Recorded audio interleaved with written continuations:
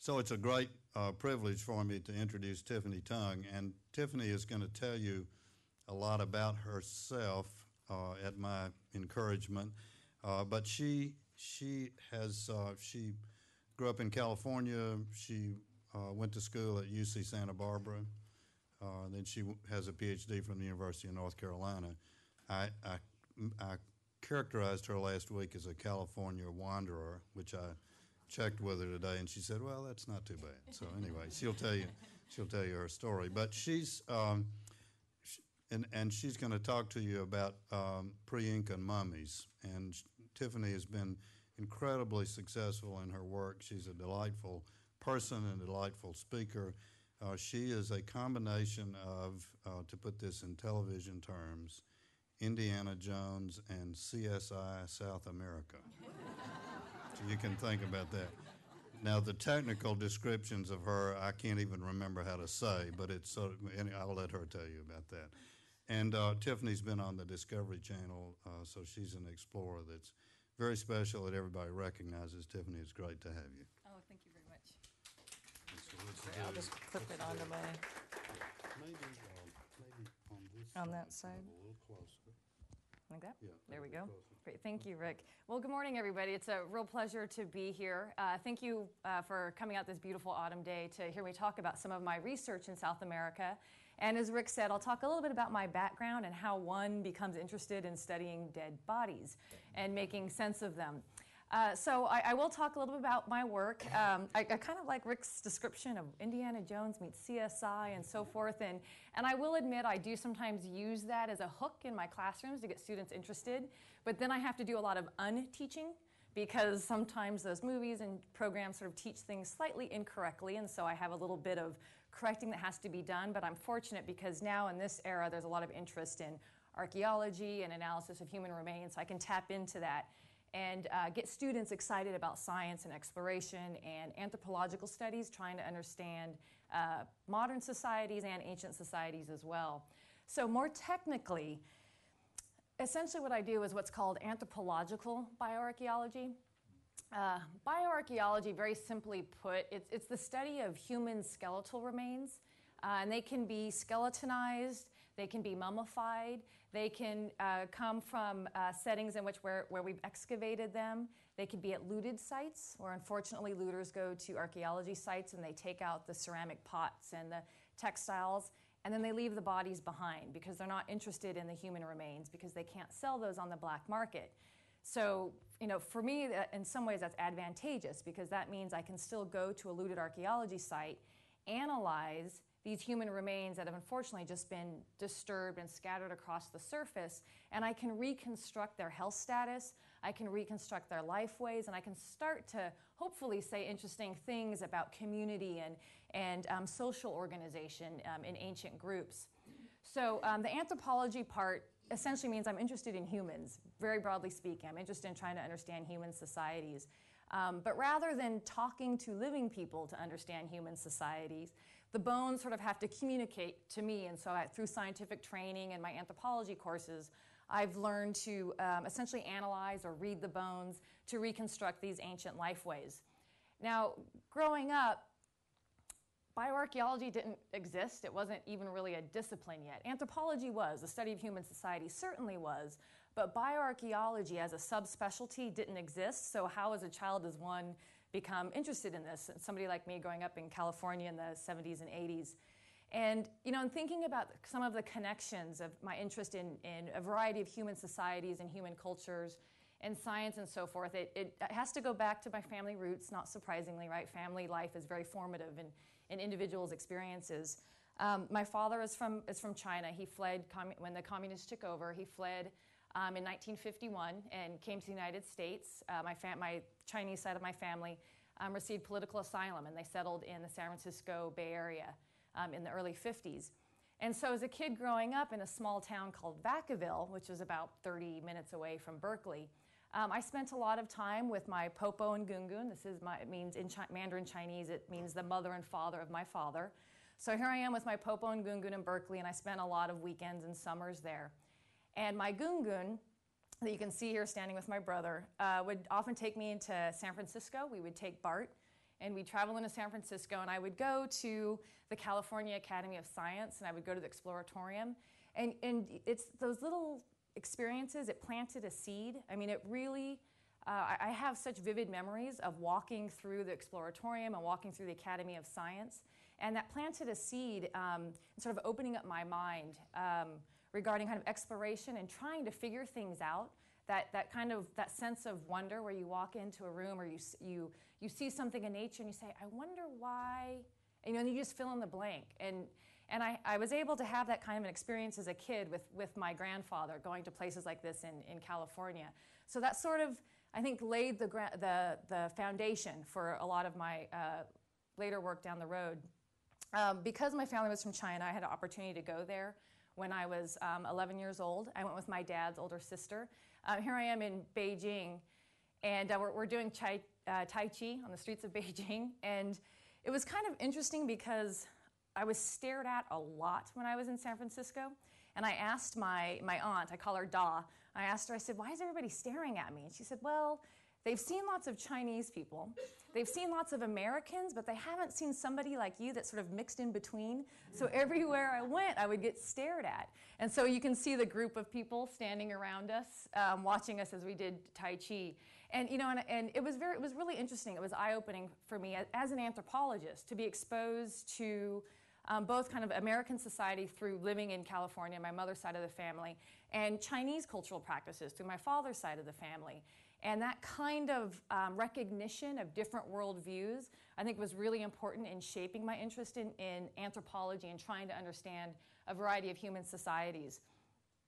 In addition to that, my parents are both very much advocates of education. My father was a high school teacher for math and physics. And here's my father and I, we also took a trip to China. And we're here on the Great Wall of China. This is just 6 years ago or so. And, and he would talk to me about different ways of seeing the world and just expose me to different worldviews. He would tell me stories about when the Japanese invaded China, what that was like to be kind of attacked and colonized by a foreign power, right? And he would say, Americans really have no idea what it's like to have a foreign power come in and colonize you. He would tell stories about how his father couldn't go into certain German colonies in China. These kinds of stories shaped my interest in colonial power and imperialism, and which I'll talk about a little bit later. But together, those kinds of stories, stuck in my mind and shaped my research today. And then I can't help but notice my mother, who was a great role model for me, a female role model and just a role model. She actually was a senior technical writer for a company in California that had subcontracted with NASA and given a lot of the talks that you've seen on the space shuttle. My mother worked with a lot of engineers on the space shuttle. And so she would often have to go to Florida for launchings and so forth. So my mother also exposed me to the wonders of science and kind of imprinted in me that notion that there are a lot of research opportunities and career opportunities for women, and really that all sort of the world was wide open. And my mother played a really integral role in making sure I was aware of that while I was growing up. Certainly, I then had to be exposed to anthropology in a more formal setting, right, in the classroom and in graduate school and so forth. But there was other kinds of preparation for doing what we call archaeological survey or archaeological excavations in Peru. This is how I justified this to my parents, that as I went traipsing around Central and South America, I told them, really, this is important training for my life as an anthropologist. I had sort of a non-traditional educational training. I dropped out of high school at the age of 16, much to my parents' chagrin. Took off to Mexico, learned some Spanish, which came in very handy. Went traveling around down into South America, ended up doing some piranha fishing in the Amazon, hitchhiked my way through Central and South America. Let me explain this photo before I get into any kind of trouble. It was very interesting. While traveling around, I would meet a lot of really interesting people and be exposed to different states' histories, different countries' histories. When I was in Costa Rica, I had met a young woman whose father had been a senator in Nicaragua and had to flee when the Sandinistas took over. And she wanted to go back to Nicaragua, but she didn't want to go alone. I said, I'll go with you. So we went to Nicaragua, and I learned a lot about the Nicaraguan history. And here, this is going to sound strange, no nefarious activities. This is well after The Sandinistas already taken over. But we're hanging out with some Sandinistas, and I'm learning how to shoot an AK-47 in this photograph.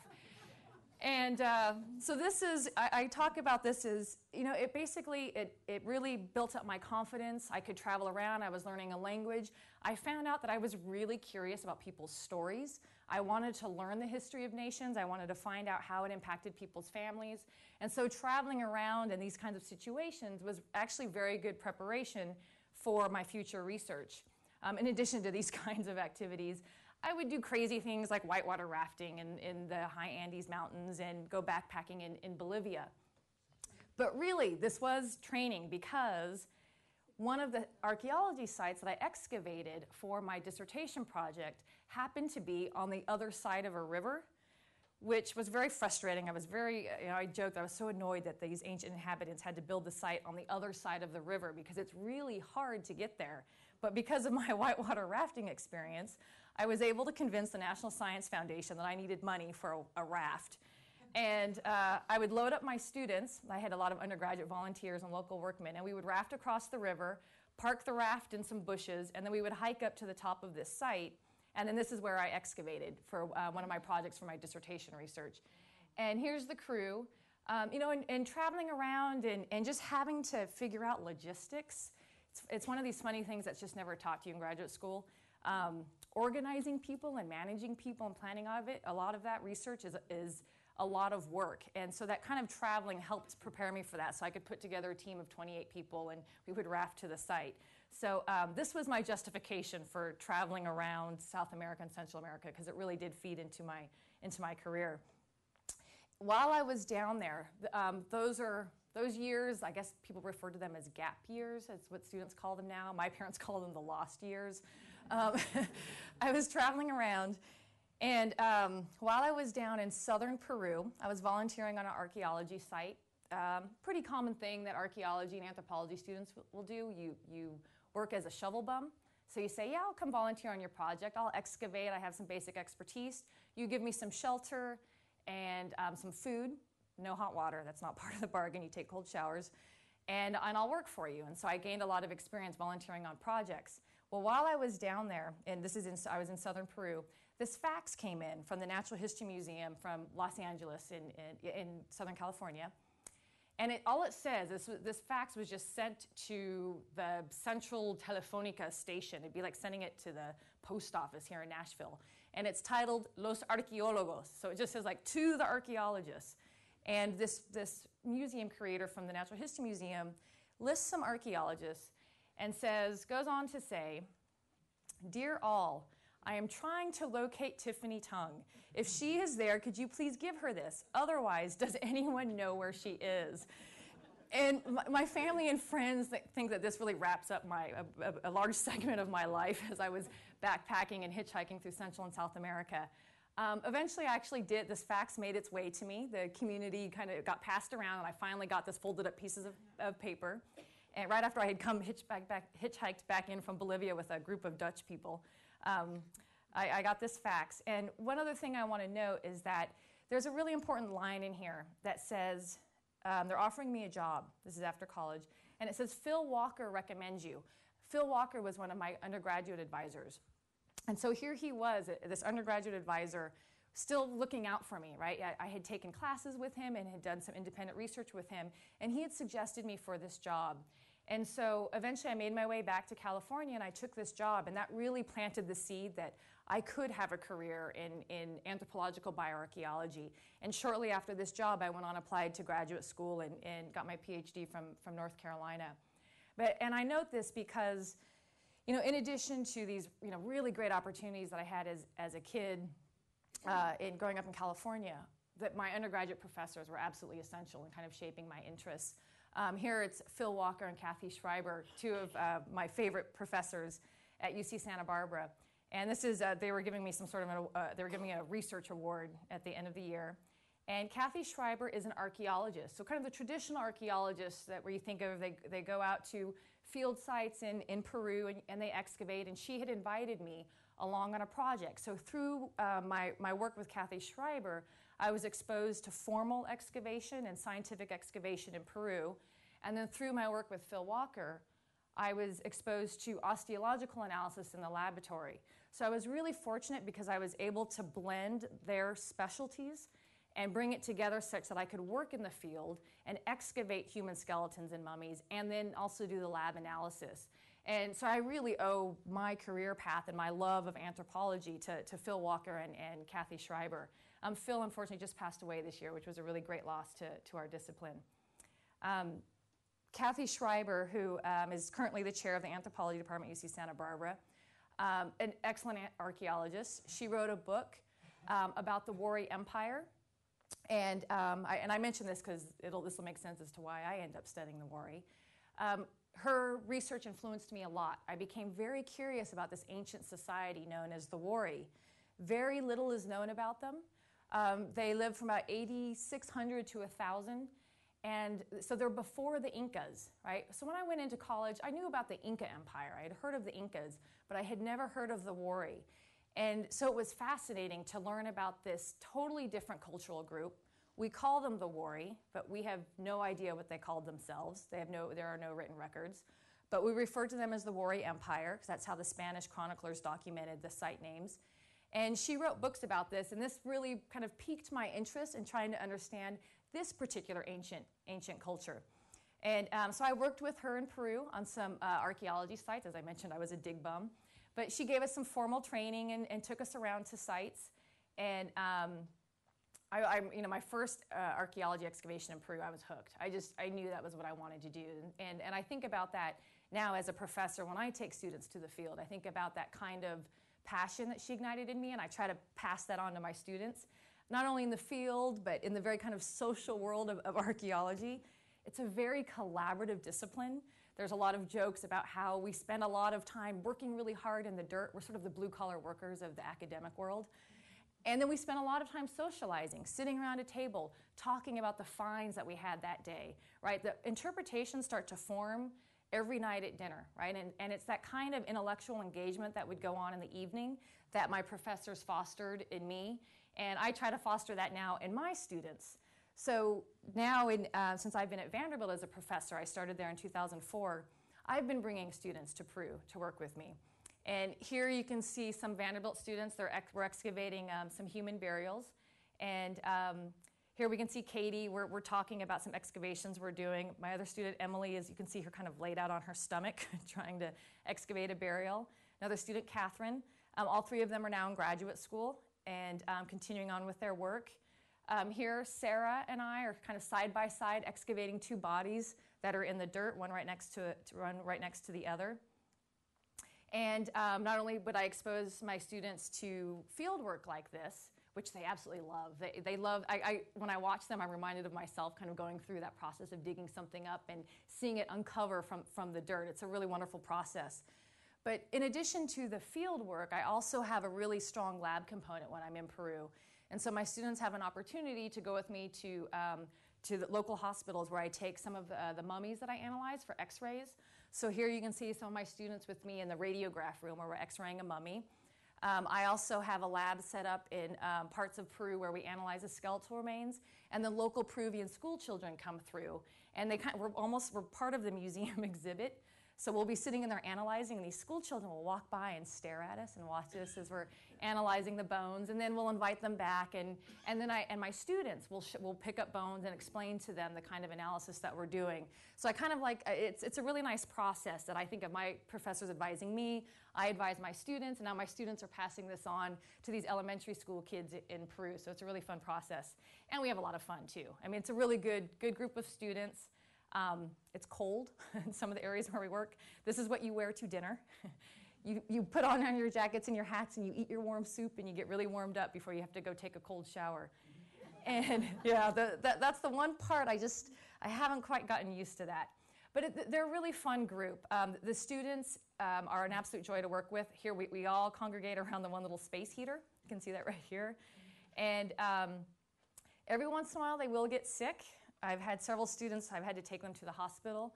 As I say, I turn this into the proverbial teaching moment. So my students have also been able to learn about the Peruvian healthcare system and how different it is from here. They were shocked that you don't just go into the hospital and receive an IV. You actually have to have a friend or family member go over to a pharmacy, buy the needles, buy the IV bag, bring it back to the nurse, and then you receive the medical care. So it's a way for the students to also be exposed to kind of modern medical practices and the differences between different societies. As a side note, I myself just ended up in the hospital in Peru this past summer with an appendectomy.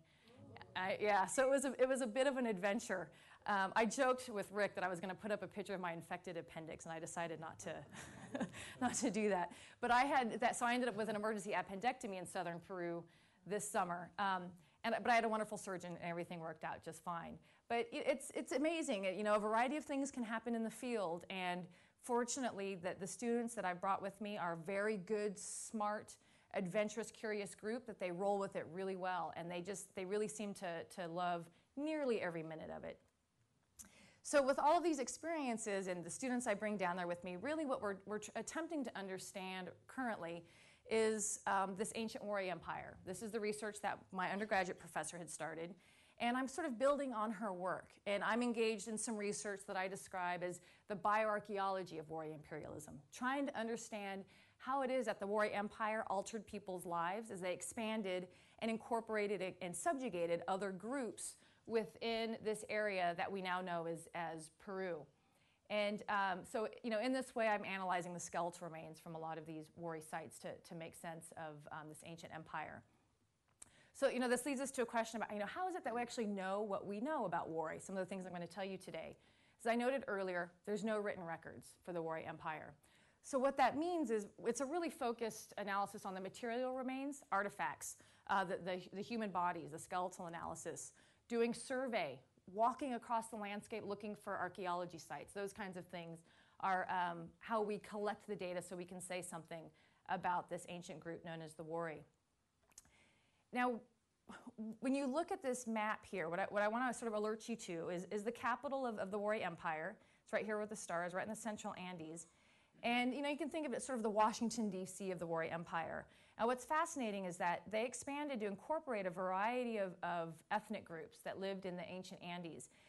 These other groups that they incorporated would have spoke different languages. They would have had slightly different religious practices, yet they were all brought within the Wari Empire. And from an anthropological perspective, this process really fascinates me. You know, how is it that state leaders, ritual leaders, religious leaders come to bring a group of people under one kind of coherent cultural umbrella?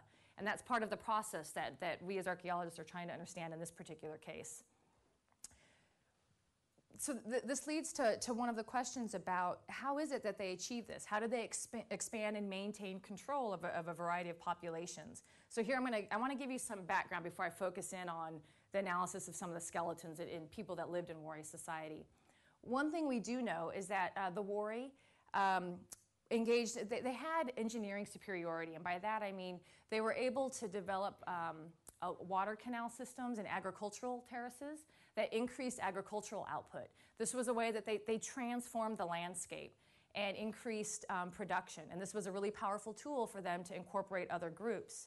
So for example, down in, I'll wait to show the image, down in southern Peru, we've got a site called Cerro Baul. Okay, now keep in mind, the capital is up here. So we're now way down in southern Peru. This site, it's called Cerro Baul. It's at the very top of this mesa. It's quite a hike to get up there. And some of my colleagues have been doing research here showing that the Wari Empire came into this region around 650 AD, right? So this is right at the beginning of the rise of the Wari Empire. And they start to transform the landscape, right? They start to build sites here and agricultural terraces throughout the area. And it's no surprise that they targeted this particular site. If you're standing at the top of the site, you have these really commanding views of the valley. You can look out across and you can see the landscape. You can see the valley beneath. And you can look across and see all the agricultural fields and so forth. So it's interesting to think about the Wari Empire coming into the southern area and setting up such a prominent presence in this foreign zone. And this is exactly what we see archaeologically. We brought some of our students there to see some of these sites that the Wari Empire had set up way down in southern Peru. This is one of my colleagues, Ryan Williams and Donna Nash from the Field Museum in Chicago. And just to briefly note some of the really great collaboration, if I call up or send an email to my colleagues and say, I have a group of Vanderbilt students, we're going to be in southern Peru, can we come by and visit your sites? They say, come on by, and they'll give us a site tour. And then, and then I'll reciprocate. I'll get an email and they'll say, I've got some students heading up into central Peru. If they come by your research site, can you give them a tour? So it's this really great collaborative exchange that we have among our colleagues down there. And they're showing the students, I know it doesn't look like much, but really this is a big deal. This is part of a water canal in here that the Wari Empire had set up to bring water canals to agricultural terraces to increase agricultural production. So that was a pretty amazing transformation of the landscape. And this is what some of those agricultural terraces would have looked like. How much water would be in that canal? Just a trickle or a big river?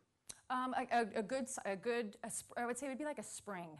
Yeah, a spring flow. So it's not just a trickle, it's a good flow of water. I don't know off the top of my head what the cubic centimeters are, but Ryan Williams has actually calculated that the amount of water that would be necessary to flow through these canals. And as a side note, I'm glad you just brought that up. What this also meant is that the community had to organize to keep those canals clean, right? Because silt gets in there, and so every so often you have to organize together and clean out those canals. And so then that tells us something about social organization, how communities organize together to make sure that their agricultural fields were properly watered. And they still do that today. There's a lot of really fun water canal cleaning festivals that you can attend in Peru. The fact that I was able, in some ways the students think it's really easy because I just send an email to a colleague and say, we're going to come by your site. So we just walk upon the site and the students think, oh, look at all this stuff, the ceramics and the architecture and so forth. And we have to remind them that we can walk right to that archaeology site because researchers have spent a lot of time already trying to locate them. So I wanted to just say a little something about trying to find sites. Every once in a while you get lucky. If it's the big capital site with lots of standing architecture, you can actually see them in air photos. And that's what you're looking at here. You're looking at an air photo that was taken by the Peruvian military, and Kathy Schreiber had traced over the architecture. Right? So in a way, we joke about this now. There's a sort of kind of lazy satellite imagery survey that you can do. You don't even have to go walk the landscape. You just look at Google Earth and you look for sites on the surface. And so sometimes, if they're prominent sites, you can find them very easily. You'll walk upon them, and you've got massive standing walls. There's no way that you can miss a site like this. As you excavate down, you've got beautiful stone masonry. These are tombs that you're looking at the capital of the Wari Empire. And so sometimes they're really prominent and easy to see. Sometimes not so easy. Sometimes you're just walking across the landscape and you just see a bunch of dirt, but if you look closely at the ground, you can see little ceramic sherds on the surface of the ground. Whenever we see ceramic sherds, that's a telltale sign that you're standing on top of an archaeology site. And then you start looking for other features. You get preliminary data like this, and then you can make a case, let's say to the National Science Foundation, that you found a site, but you actually need to excavate down to locate some of the features. But the beginning phases, just start out sometimes with very basic, simple pieces of ceramic in the dirt. I'm going to show you a video excerpt of this process. Keep in mind, these are just little video snapshots I took from my camera. These aren't beautifully edited like Discovery Channel does. This is sort of the real process where you hear us kind of bumbling around, trying to make sense of stuff, going through the process of trying to figure things out. And where the video clips come from are from southern Peru, in this region here. So we're here in southern Peru. We're up here in the upper valley, so this is high up in the Andes Mountains at about 12,000 up to 15,000 feet in altitude, so very high altitude. So we're surveying in this area, and the reason we were here, I work at a variety of different sites in Peru. The reason why I was here this past summer is because I'm helping my students develop some dissertation research projects. It's a stunning valley, the Colca Valley. The river runs through there. It's been massively transformed by the ancient inhabitants, and the modern inhabitants keep up with the agricultural terracing. So you can see all of this terracing here. That's the only way you can grow crops in such a steep canyon, is you terrace the fields, and then you can grow a variety of crops in the region. While walking through this area, we're basically looking for standing stone architecture. This is Steve Wernke, who's an archaeologist at Vanderbilt, also happens to be my spouse. We're working together here.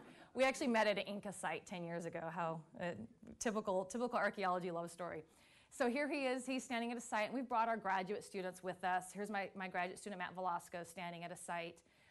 Really, I wanted to bring my student up to some burial towers that Steve and I had documented 10 years ago and just haven't had time to go back and do the research there. And so we thought this would be a great research project for one of our archaeology students. So we brought him up to this site, and he's interested in bioarchaeology like I am. So he's going to be analyzing some of the skeletal remains that are housed inside these burial towers in the Colca Valley. So this is part of the reason why we were there in the Colca Valley. And so what I'm going to just show you very briefly some video clips. Hopefully the sound will come up, and I'll kind of talk you through this. Let's see. Billy, is there sound back there in the back? Okay. Let me try this one. Near it, on it. 95 meters. 95 meters. Okay, so what we're doing here, I don't think we're going to get the sound here. We're trying to find a site. And sometimes when you can't find sites, you just follow local people, right? And we're trying to find some of the sites in the area. And so my students are walking through there looking for the site. In between walking through areas, we'll drive through the valley. You can see the Colca Valley. The river is to the right. And we're heading off to some other sites that we suspect exist in the area. As we were driving, I saw a site off in the distance. I saw walls. So the terrace was dug by hand? Yeah, and with plow animals. And what? Animals as well. So it doesn't look like much, but this is what the sites look like before they've been cleared away and before they show up on pretty pictures in National Geographic. It's just a lot of cactus over the architecture, a lot of plant remains. I'm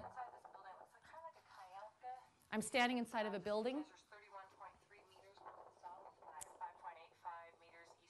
So I'm reporting the measurements, which we also record on paper.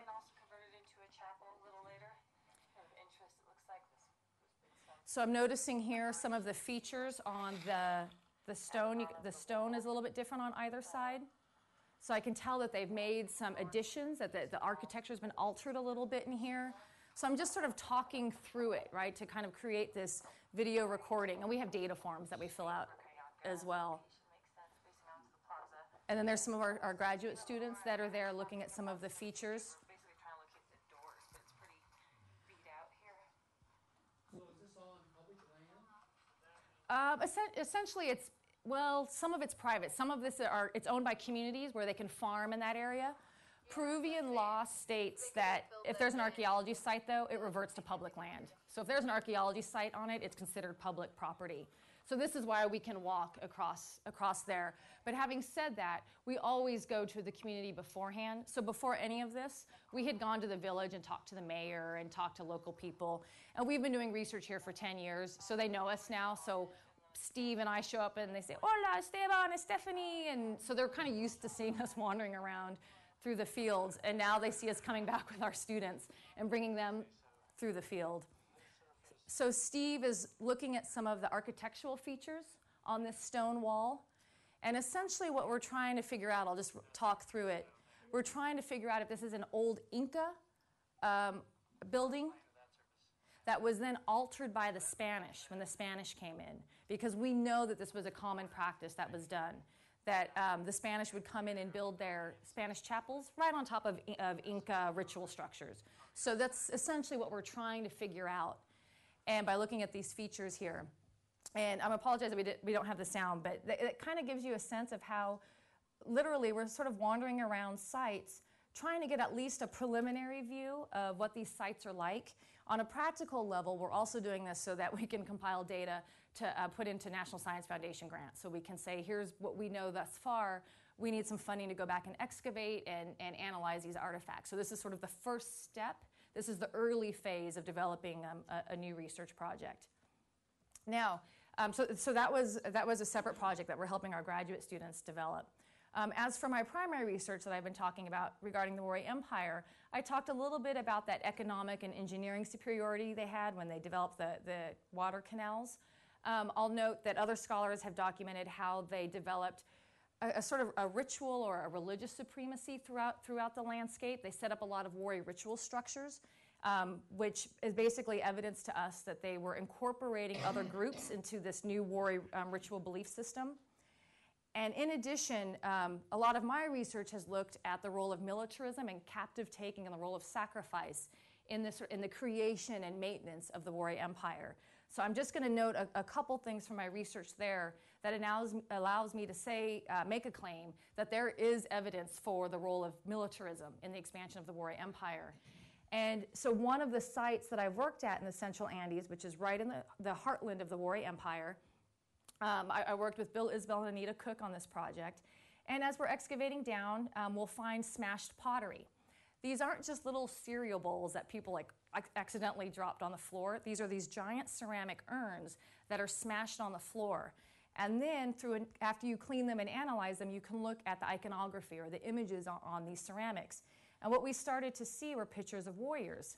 Right? So a lot of my colleagues that are iconographic specialists have looked at this and documented that you see these depictions of warriors carrying weaponry. Like you can see this individual here carrying a bow and arrow.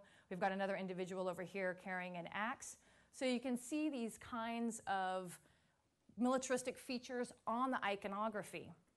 In addition to that, and here's some other depictions showing what the various kinds of weapons that they would have carried, and also the kind of military clothing. It's almost like this is sort of the military uniform is a way to think of this as evidence for the role of militarism in the Wari Empire. Not only do we have evidence for Wari militarism in the iconographic record, but I can also see evidence for it in the bones, right? So in an analysis of the skeletal remains, I can look for what we call violence-related trauma, the kinds of injuries that might be sustained in a violent encounter. And what I found is that nearly a quarter of the adults in this Wari population show head trauma. This wasn't the cause of death, but what it does mean is that these individuals were engaged in some kind of a violent encounter earlier in their life, but they survived and they healed. Right? And this right here on the surface of the skull, that's a healed head wound. So that tells me that basically this person received a severe blow to the skull, but it was not the cause of death. It just means that they were engaged in a violent act. In addition to this evidence for violence and warfare, we have evidence that the Wari warriors were taken captives. So we've got iconographic evidence of this. Beautiful polychrome ceramics that show a Wari warrior here controlling a bound prisoner, holding that prisoner by the hair. We've got another Wari warrior here leading a prisoner by rope. And similarly, even though these are fragments, we can see that we've got an individual here with the hand and holding some rope here that would have been used to lead a prisoner. There are other groups in the Andes that have similar kinds of iconography, so this doesn't come as a huge surprise. We know that captive taking occurred among ancient groups. One of the questions becomes, what did these warrior leaders do with these captives?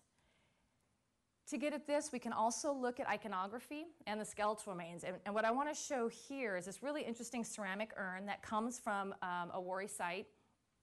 And it shows here a bound prisoner, right? So you can see a prisoner here, see with his hands bound behind his back. One of the other scenes next to that, you can see this decapitated head here. This we refer to as a war trophy or a trophy head, right? And we can see this depicted on the ceramics. You have just the head here being dangled from a staff.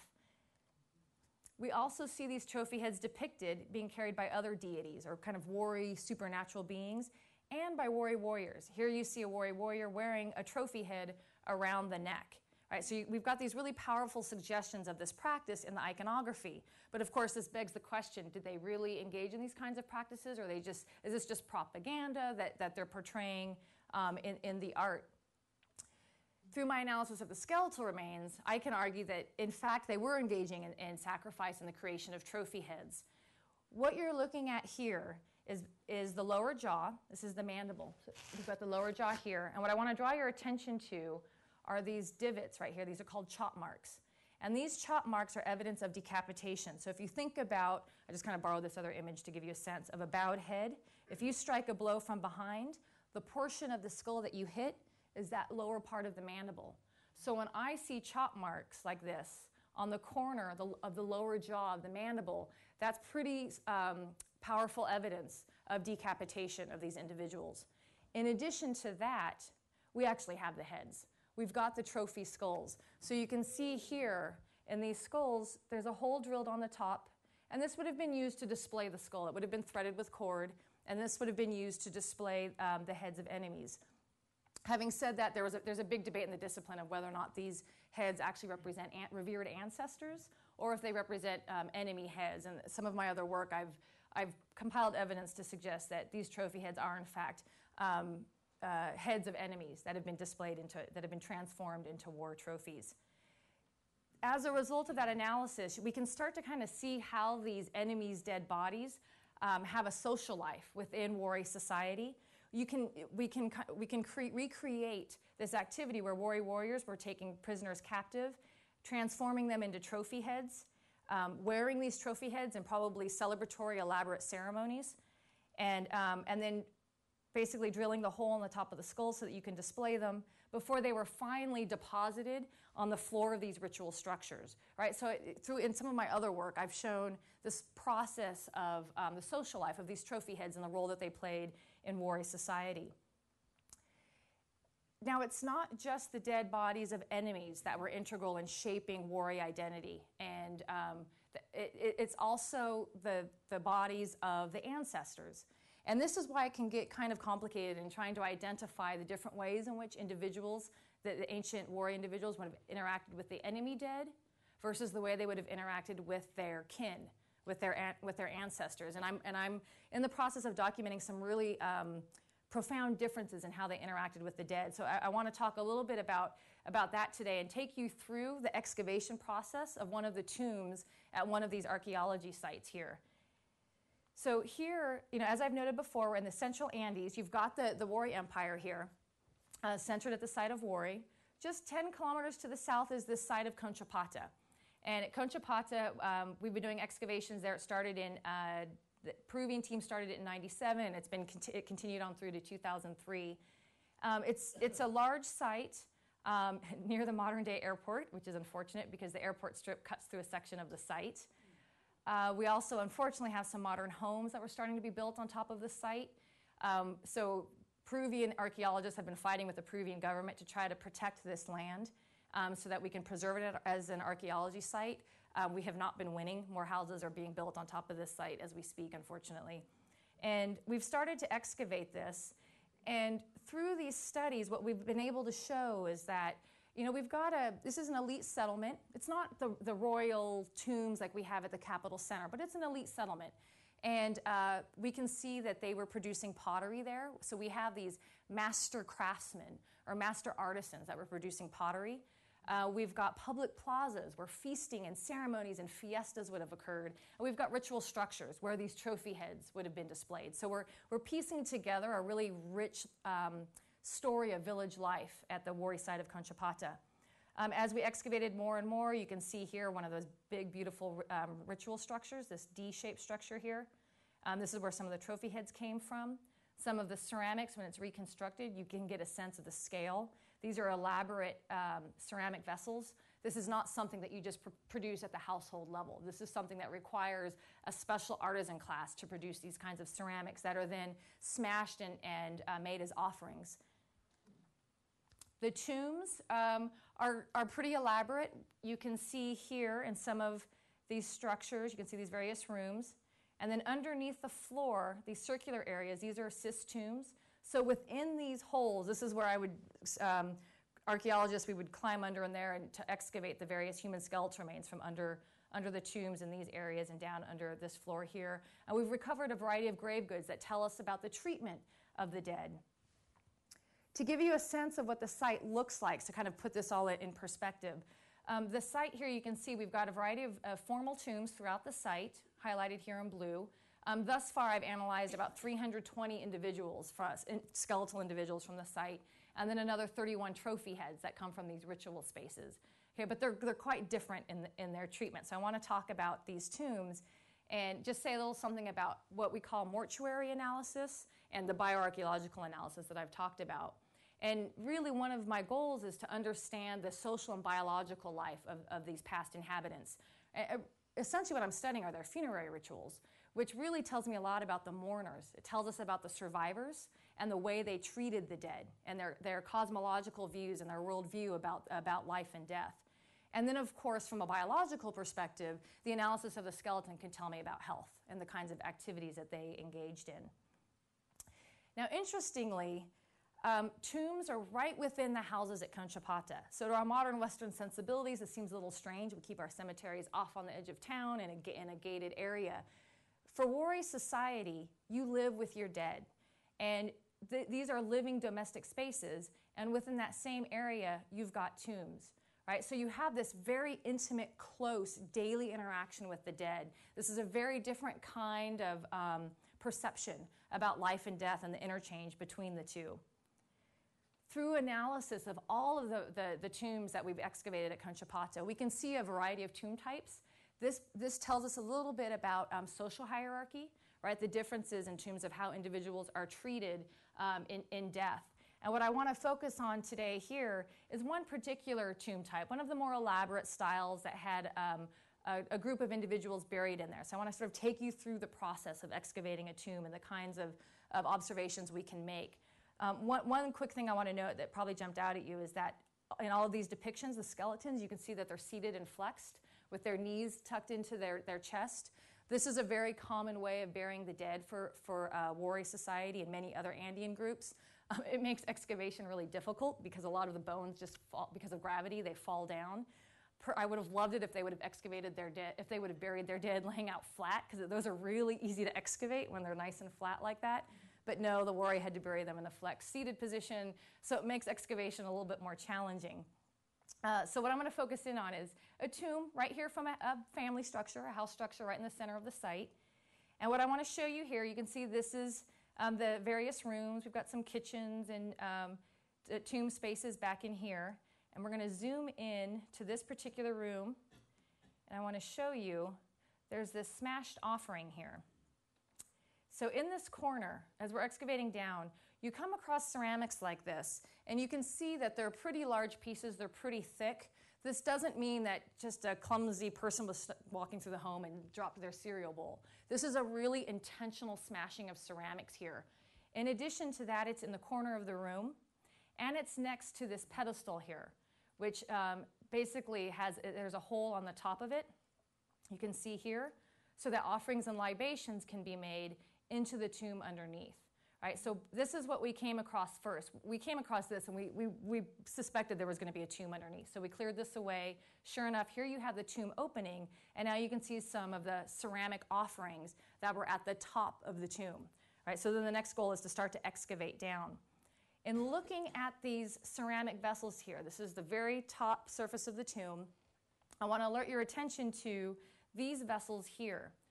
We lifted off this top bowl and we could see some ash inside and just kind of a lot of gritty organic material. And so we took that to the lab for further analysis. And as I uncovered it, what I found were fetal remains. So there were human fetal bones placed on a bed of ash inside this ceramic vessel, which was set on the top of the tomb. And we know what fetal skeletal remains look like, so I'm able to measure those skeletal remains and try to get an estimate of which trimester that fetus would have been in. So we've got this fetus laid out on the bed of ash in that ceramic vessel.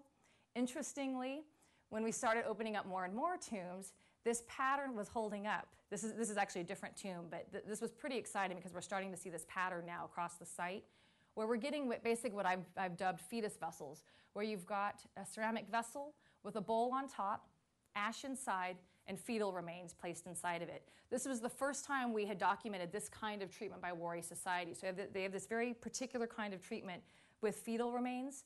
I pulled out all of the fetal remains. You can see here, this is the fetal skeleton laid out, so we could get an estimate of the trimester. And so with this individual, I think this was the second trimester for this individual. It's kind of interesting, we're documenting these fetus vessels more and more now at the site. In addition to these fetus vessels that are at the top of the tomb, we also found a vessel that had ash inside and a human hair braid. So you can see a little braid of hair. This is kind of interesting for Andean anthropologists because we know from modern ethnographic studies or studies of modern groups that live in the Andes, that human hair is a really important symbol in Andean cosmology. The human hair braid is perceived as the bridge that links the living and the dead. So there was kind of some interesting parallels here that we have this isolated human hair braid. It's like a pigtail from an individual. I don't know if it's a woman or a man's hair braid, but it's a pigtail, a braided pigtail that was placed inside this vessel on the top of the tomb. We started to excavate down. After we cleared away those ceramics and the fetus vessels, I had to climb inside this little tiny tomb and start to excavate the individuals. Upper areas had been disturbed a little bit, probably because they have this ongoing interaction with the dead. So sometimes there's reopening or offerings that go down, and so bones get disturbed. So it's not that bodies go in there and then they're never touched again. Sometimes there's this ongoing interaction, and that's why we get a little bit of bone dispersal inside the tomb. As you go further down, you get more and more intact individuals. And so what you're looking at here, because they're buried in the seated flex position, what you're seeing is you're looking down on an individual. This is the left thigh or the left femur, the right thigh, and there's their hip. So they would have been looking in that direction. All right, but I've already cleared away the spine and the skull because you can't balance them. You have to clear everything away. And now we're looking at the lap, essentially, of this individual. And so this would have been the right knee, and that's the left knee. So we can see how that person was seated in the tomb. Similarly, at the very base of the tomb, we had another individual, and we've already cleared away the spine and the skull. But you can see the left knee and the right knee here. Can you see this bone right here? That's the mandible. It's the jaw. Because of gravity, when the soft tissue decomposes, the mandible just drops into the lap. So it's really, when my students excavate, they're like, where's the mandible? And it's in the lap, because it always falls down into the lap area. So you have to be looking for where these different bones are going to show up. The grave goods were pretty incredible that were found in this particular tomb. We have this female figurine that was placed in here. Lots of what are called, they're copper pins or copper tupus. Tupu is the native Quechua word for it. And really what these were used for were for women's garments. So typically you find these associated with female burials. And so if you imagine a wool or a cotton shroud or a cloth, you use this tupu or this pin to pin your clothing together. So we found a series of tupus, and these little ones are called tipkis, which would have been internal to kind of keep your clothes properly sealed. And you can see a variety of other artifacts in here. Now we know how these were worn because later Spanish chroniclers and native chroniclers, Guam and Poma, for example, drew pictures and wrote histories about Inca lifeways. Right? This is 400 years after Wari, but this particular female accoutrement, this female jewelry, we see depicted in Spanish documents. So when we find these copper pins in tombs from ancient sites, we can look to these and we can recreate how these would have been worn. So it's a really nice blending of the jewelry that they wore. Now in this tomb, so here's the surface of the tomb again that I talked about. Let me just give you kind of a quick overview of what the site looks like, of what that tomb looks like. So here you can see this is kind of an artistic reconstruction of the tomb. Here was one of the first individuals we excavated. She's going to be of interest here in a second. And altogether there were actually 14 individuals because there were lots of little infants and children that didn't take up as much space. So there were 14 people crammed into this little tomb. And what I want to talk about are these two individuals. And now based on what's called the law of superposition in archaeology, this person at the bottom, which I showed you a picture of his legs earlier, there's his left knee and right knee. This man, who's about 23 to 27 years old, that man at the bottom should be older, right? Because he's at the base of the tomb. He should have been put in the ground first. Everything on top of him should be younger, right? So that's the law of superposition. We got radiocarbon dates back, and he dates to about 688 to 879 AD. Makes perfect sense. That's right during the time of the reign of the Wari Empire. I thought, beautiful, this is perfect, this is exactly what I was expecting. I also took a sample from this individual on the top of the tomb, which should be later. Her dates came back as 256 to 616 AD. Not what I was expecting. So what we've got here is an individual that's much, much older, assuming these radiocarbon dates are correct. This individual is much older than this one. So this would suggest that this is a secondary burial, that she was out of the ground for quite some time, and perhaps may have been a revered ancestor or a mummy. And that would not be a surprise because we know that later the Inca also engaged in what's known as ancestor veneration, where the dead are mummified and they're preserved and they're brought out for fiestas and you engage with these individuals. They're part of the living community. You don't just bury them away and forget about them. And so it may well be the fact that she was interred or she was buried hundreds of years later, it may suggest that she was part of an ancestor veneration ceremonies for several generations before she was finally put on the top of this tomb in here.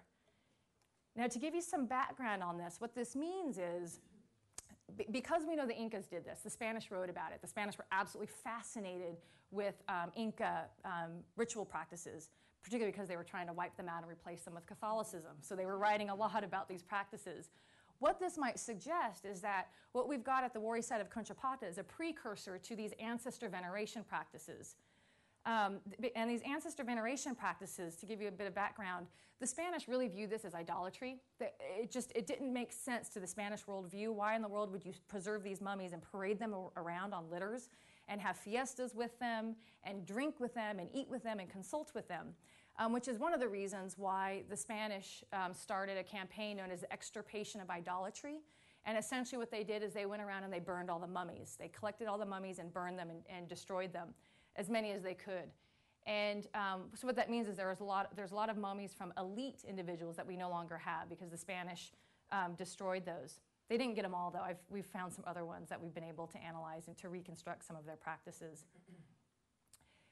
Now, if the Spaniards had a really good group of anthropologists on their crew when they were sailing across the Atlantic, they would have asked, why were the Inca doing this? Why did they preserve the dead in this way, and why did they venerate them in this way? And a lot of what we know about this comes from various documents in modern ethnography. Part of this is because of part of their worldview where individual death is the source of collective life, right? That it's all part of a cycle. This ties into a narrative that the Incas had that, without death, you had an overabundance of people. You had overpopulation, resource scarcity, and therefore misery. So they saw death as a necessity. Essentially, the way they viewed it was that life and prosperity actually required death. You had to have this ongoing cycle. And as a result, they viewed the dead as being the caretakers of their society, of being the caretakers of productive forces, of ensuring agricultural fertility, of bringing the rains, of avoiding drought, and so forth. So the living really had a responsibility to the dead, and you see this kind of perception of reciprocity between the living and the dead, where if the living cared for the dead would also in turn care for the living. So it was a really integral part of the social fabric in Inca society. And it looks like it was the same way with the Wari, where you had to have this kind of daily interaction with the dead, which is what we see here when you see these kinds of tombs in house structures. It's interesting to ask then, who is this individual, right? She's here at the top of the tomb. Who is this individual that was venerated for many generations? Well, I can tell you a little something about her. Turns out she was a pregnant female.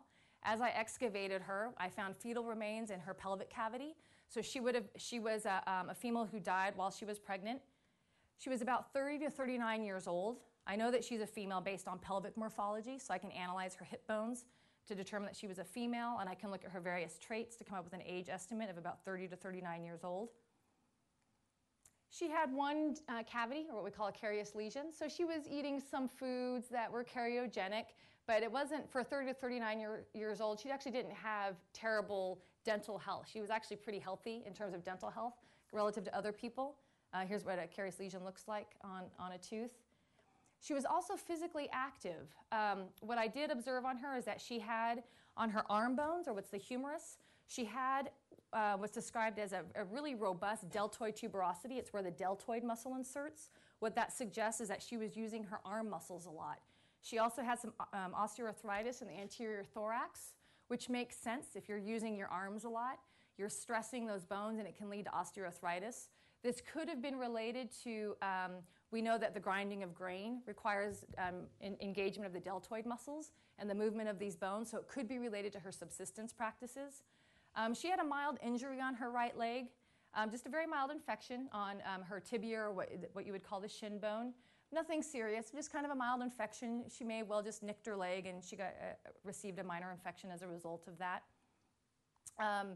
I can also, I analyzed her bones, no violence-related trauma. She was not a victim of violence in any way, nor did she have any evidence of any kind of infectious disease. So this kind of rich life history is emerging for this woman who was placed at the top of the tomb. And then let me note that she was a local. And I know that she was a local based on something called strontium isotope analysis. So in the last bit, I want to talk a little bit about this because this is a really great collaboration I've done with some archaeological chemists to try to figure out where she comes from. So a bit of background.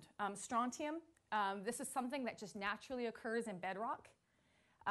Essentially the way it works is that the strontium that's grown in the soil is absorbed by the plants, right? So the strontium from the bedrock goes through the soil, up into the plants, and then the people who eat those plants, and the animals that eat those plants, they absorb that strontium into their bones and teeth. Right? So you can see the pathway of strontium going from the soil through the plants into the humans. Interestingly, given how human development works, I can make comparisons in the foods you ate during childhood versus adulthood.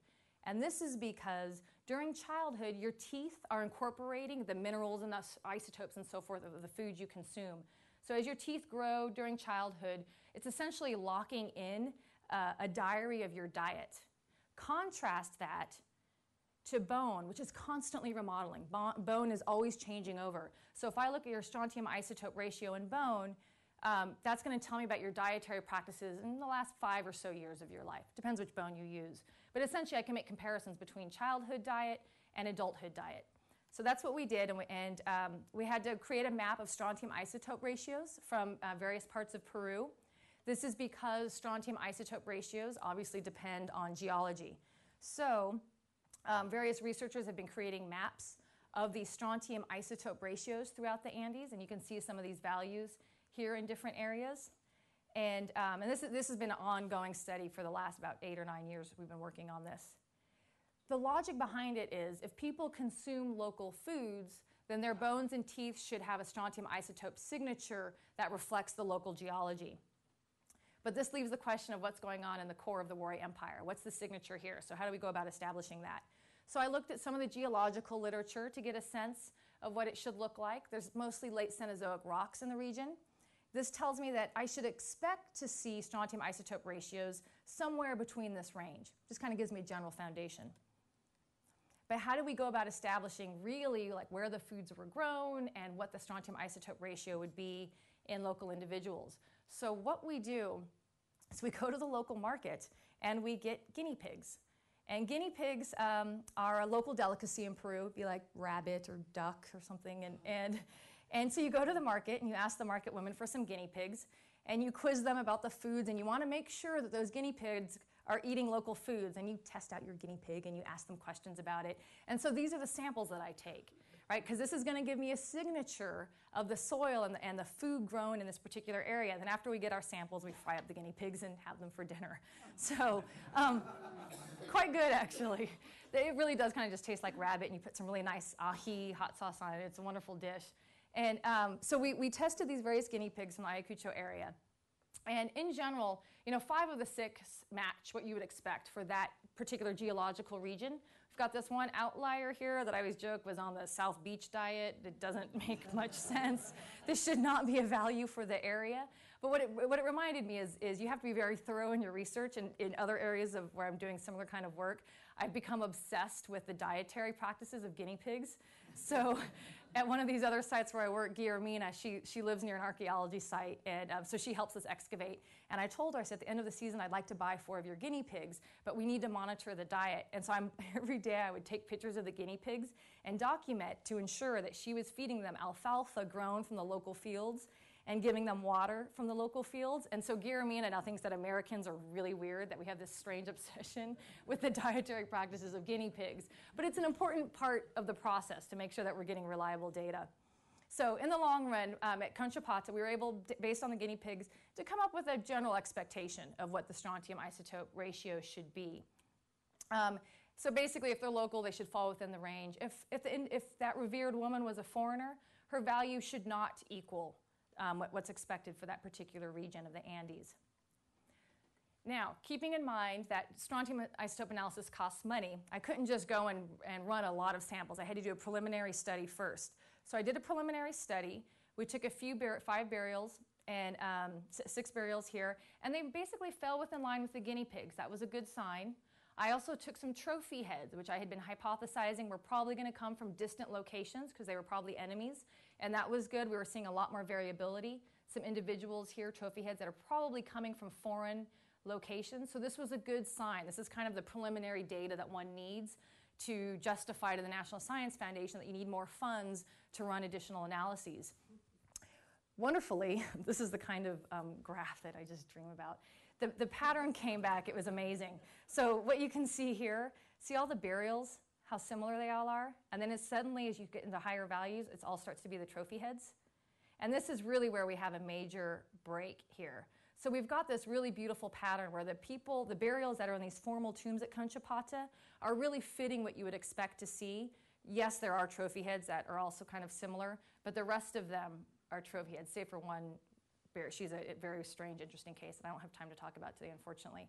But this pattern holds up really well. And let me just note that what I can do, as I said, is I want to compare the teeth to the bone, right? I want to look at their diet in childhood and adulthood. What you can see here is her enamel, meaning her childhood diet, basically matches with what's expected for that region. Her bone, it's a little bit elevated, suggests maybe she spent some time in another location in her later adulthood, right? So this is all part of the narrative and the story that I can tell about this particular individual and what her life history was. So essentially I can claim that she was a local, born in that local area, and spent maybe part of her adulthood elsewhere. Her descendants entombed her in a very special way. They covered her in cinnabar. They placed her with a lot of grave goods. She was that last person to be interred in the tomb, save for the fetus vessels that went on the very, very top. Offerings and libations were continually deposited through that opening on the top of the tomb. And then finally, there was that smashing of ceramics that was at the top of the tomb that I had mentioned earlier. So if we go backwards, right, because we excavate downwards, but to reconstruct it and what was going on at the time, what you can see is first this male was put in at the bottom, this individual here. And then there was another female that was put off to the side, and several other individuals were placed in the tomb as you sort of move up through the tomb. And there were some other infants that were placed in there as well. And then finally you get her placed on the top of the tomb, right? And then you have that ceramic smashing right there on the top of the tomb. So you can we can reconstruct that process that the mourners engaged in as they were putting the bodies in the tomb. Let me just briefly compare her to the other women at the site, because she's kind of an interesting case, right? We're able to tell the story of this one individual. And in contrast to other women at the site, remember, she did not show any kind of skull fractures or violence-related trauma, whereas a quarter of other women did, right? So she looked like she had a slightly different life experience than the other women at the site. And then moreover, 17% of the women at Conchapata were affected by anemia, and she was not one of them, right? So she looks like she has better health status than some of the other individuals at the site. So she kind of jumps out as a slightly unique individual. So essentially, she's kind of a unique person at this particular site. I'm actually going to stop there because I think I'm running out of time. And what this has enabled me to do is to tell a story about this revered woman in this tomb and the treatment that the mourners afforded her as they placed her within this tomb and continued to interact with her in daily activities throughout her lifetime. Okay, and I'll stop there. Thank you very much. How did she die? Oh, good question. So I think we have time I think I went a little long and I apologize, but we have time for some questions. And How did she die? how did she die? It's one of the things that as bioarchaeologists we try to establish. It's actually extremely difficult to establish cause of death or mechanism of death, despite what CSI says. So I actually do not know what was the mechanism of death. Yes? Wouldn't the fact that she lived some 200 to 300 years before the rest of the people have huge impact on your data? Yeah, absolutely. Yeah, I mean, I do have some burials from another section of the site that are from that earlier time period as well. but it's a really small, it's only 12 individuals. So I've compared her to those, and her health status is better.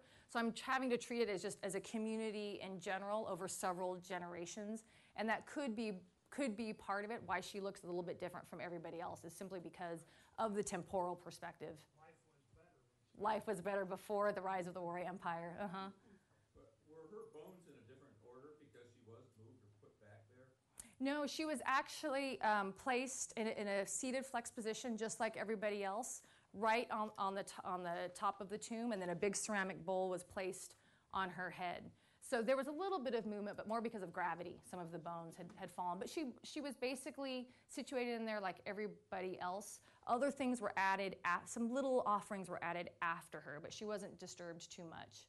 So it looks like she sealed off the tomb, essentially. I think that you had a question, yeah. Is there any resistance from the people, the local people, or the people of Peru, or taboos against disturbing these graves? It varies from region to region. So in some communities, there's actually a great interest in the excavation and the study of ancestral remains. And so we actually work a lot with Peruvian students, Peruvian locals, and so forth. There are some areas in the high altitude where they would, we can only excavate after we've done a particular kind of ceremony and made offerings and so forth. But we always work very closely with local communities. You never just go in.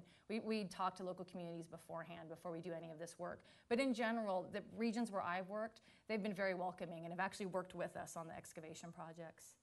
Mm-hmm. Were the Incas in this area, and if so, did they reuse the same sites?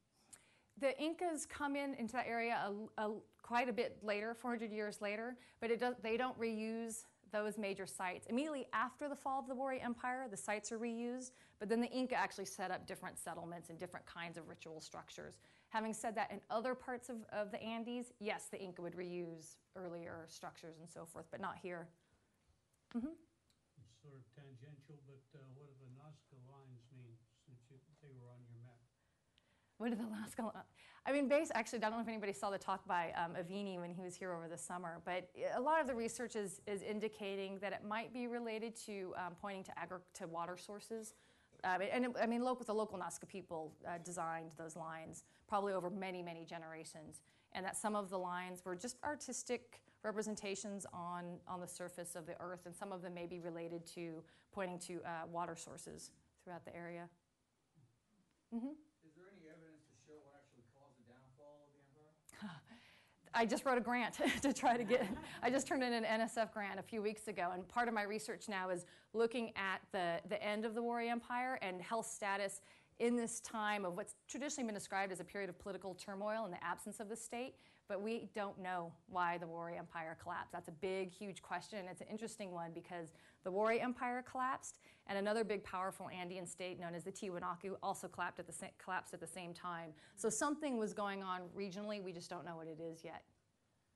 Mm-hmm. How do you think they acquired the perfect symmetry of the pottery?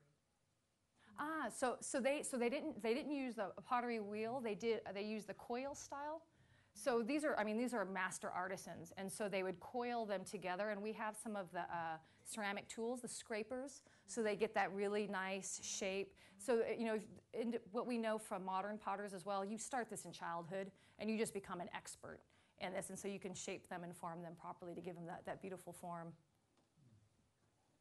Any other questions? Tiffany, thank you very much. Mm-hmm. Great, thank you.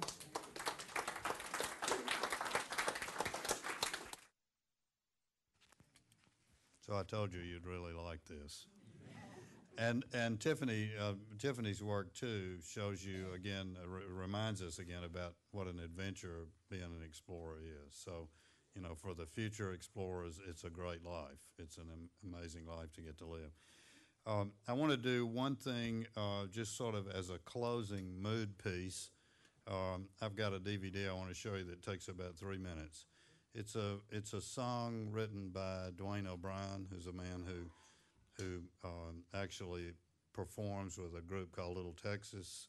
He has a master's degree in science communication from Vanderbilt, and he has an undergraduate degree in chemistry and music. So he's one of these across the bridge kind of folks.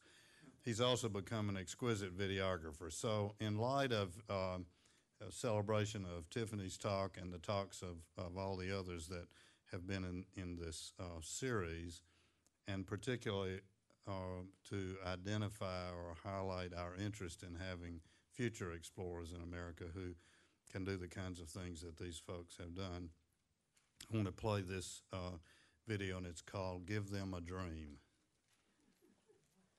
And if somebody can get that light, right, the one toward me, Paul. Yeah. So we need to hit play on it. Here we go.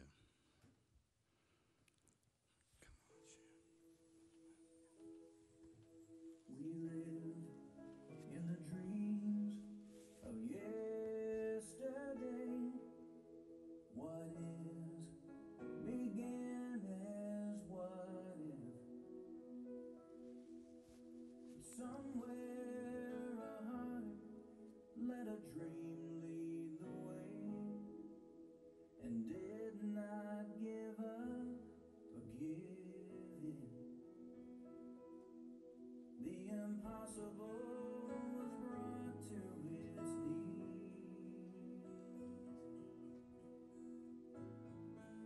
by the power of a dream.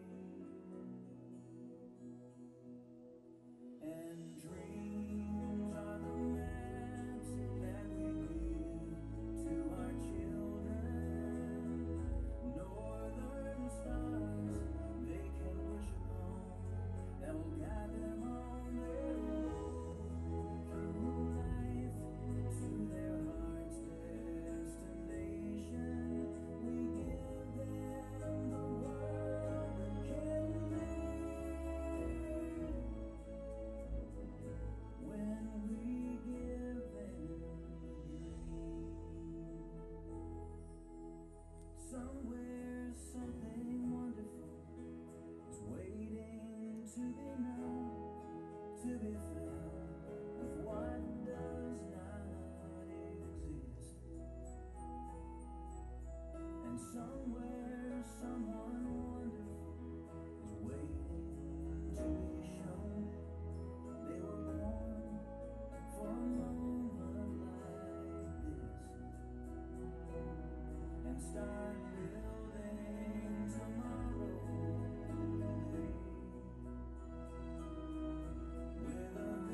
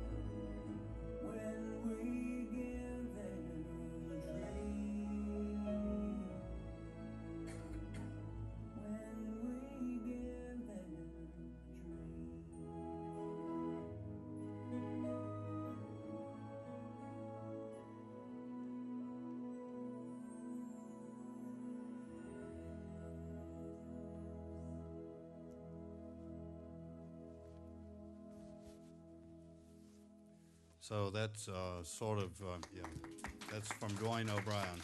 That's sort of what we want America to do next in terms of thinking about things that need to be done. This is a really important one to give the visions that are going to lead to the dreams for the next generation of explorers. So I'm going to do one thing before Norma adjourns us, and that is to give away this beautiful picture, limited edition picture that John Brazel has done. And so my question for you is, there were 3 people who went on the first trip to the moon, 2 walked on the moon. What was the name of the man who stayed in the spacecraft? Nope. Nope. He was later the director of the Air and Space Museum for 15 years. Okay. Michael Collins. Okay, good. Winner right here. Okay, thank you again for coming for the series. It's been delightful for all of us who've had a chance to talk with you and interact with you. It's very special for us, and maybe we'll do this again sometime. Norma. Very, very quickly. Yes. First of all, I found this book on love poems. Does that belong to anybody here? It was back on the back counter. Oh, it does? Barry Lichter. Okay, great. Thank you, John. Want to express my appreciation to you, Tiffany. That was fabulous. I could listen to you all day. That was so great, and we really appreciate you being here with us today. Very quickly, course evaluation forms in the back, holiday gathering information December 8th, and the winter preview starting January 4th. And lastly, and most importantly, I just want to express my appreciation to Rick Chappell. He has continued to support our program, and we are just so appreciative. I think he loves you all as much as I do. Thank you.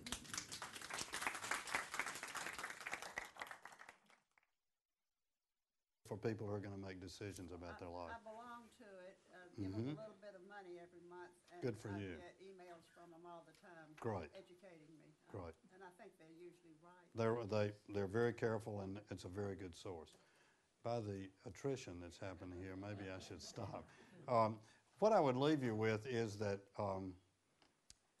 that history tells us that that great nations can do great things in exploration. But history also tells us that it's not an option. That if you keep doing great, if a nation continues to do great things in exploration, it'll continue to be great. If it decides that it's got to spend its money closer to home, or however you want to, characterize it, go over the hill and down the other side. Historically, that's what happens. We're kind of up there. I don't want to think we're starting down the other side. I'm resistant. I'm an optimist. I don't want to think about this downside on the other side, but boy, we're not far from the top if we're, and I'm afraid the trends are not. So it's important to make that change. It's important to create, it's imperative for America to create an ambiance of exploration that's going to, bring us the knowledge and technology that's going to make our future stronger and happier, and is going to give our kids great adventures to live where they can help support their grandparents with all the great technology that they create. So thank you very much. I'll be happy. Let's see, does anybody want to walk down to the Star Chamber? 1, 2, 3. Okay, we can do that. And I can answer questions if you've got some comments or something. Come on up.